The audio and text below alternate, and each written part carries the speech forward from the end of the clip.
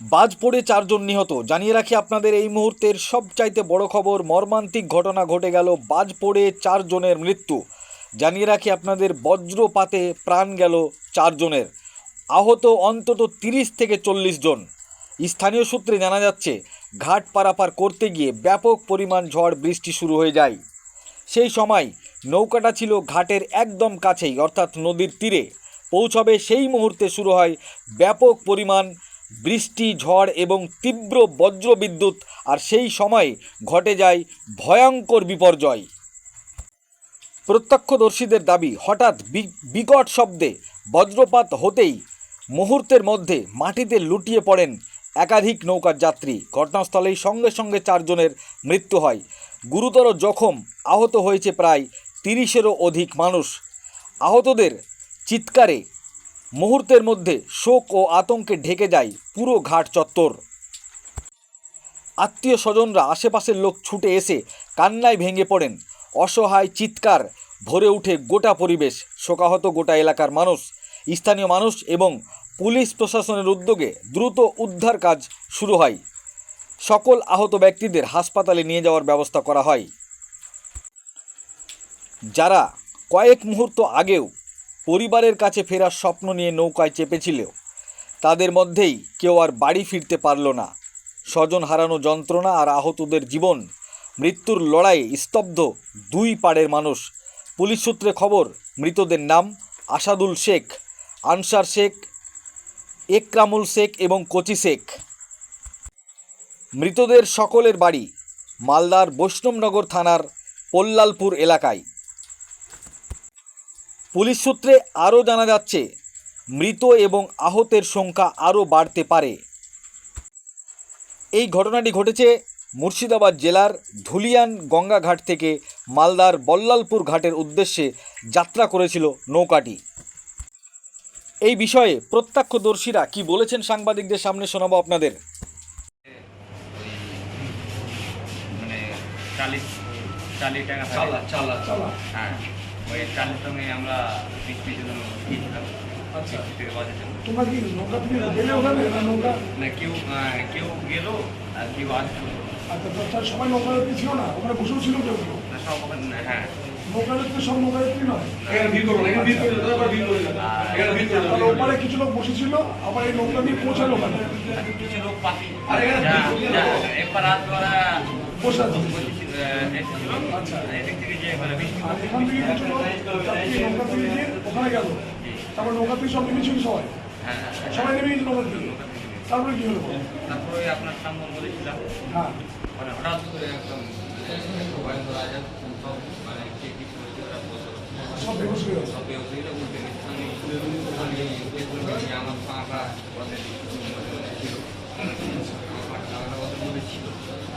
আমি নিজে থেকে বেরালাম, সব তো বাকি যা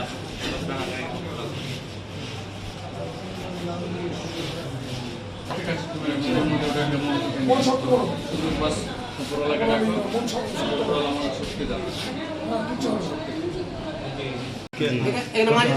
মাঝের ছেলে আছে।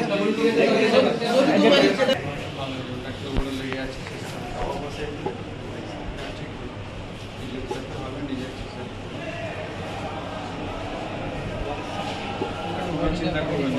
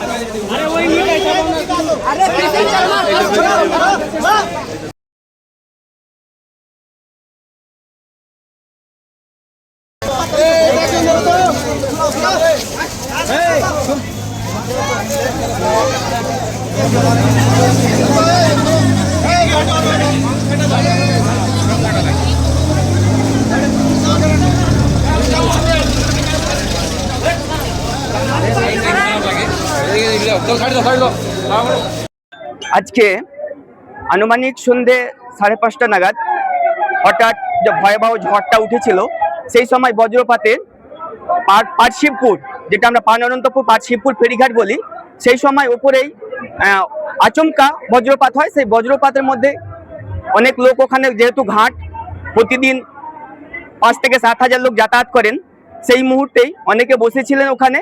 হঠাৎ বজ্রপাতের ফলে 4 জন মারা গেছেন এবং আহত অন্তত পক্ষে 30 থেকে 35, সঠিকভাবে বলা যাচ্ছে না। কি চাইছেন আপনারা? আমরা চাইছি এই যে ভয়াবহ দুর্ঘটনাটা ঘটে গেল, এই ঘটনার ফলে যারা মারা গেছেন সেই পরিবারের দিকে তাকিয়ে সরকারের কাছে আবেদন, তাদের প্রতি যেন কিছু একটা আর্থিক সহযোগিতা এবং পরিবারের যাতে কাউকে একটা সরকারি সুযোগ সুবিধা করে যান, সেই ব্যবস্থাটা আমরা সরকারের কাছে রাখছি আর কি। আমরা দেখেছি নদী পারাপার হচ্ছে, কোনো জায়গা নেই ঠাঁই নেওয়ার।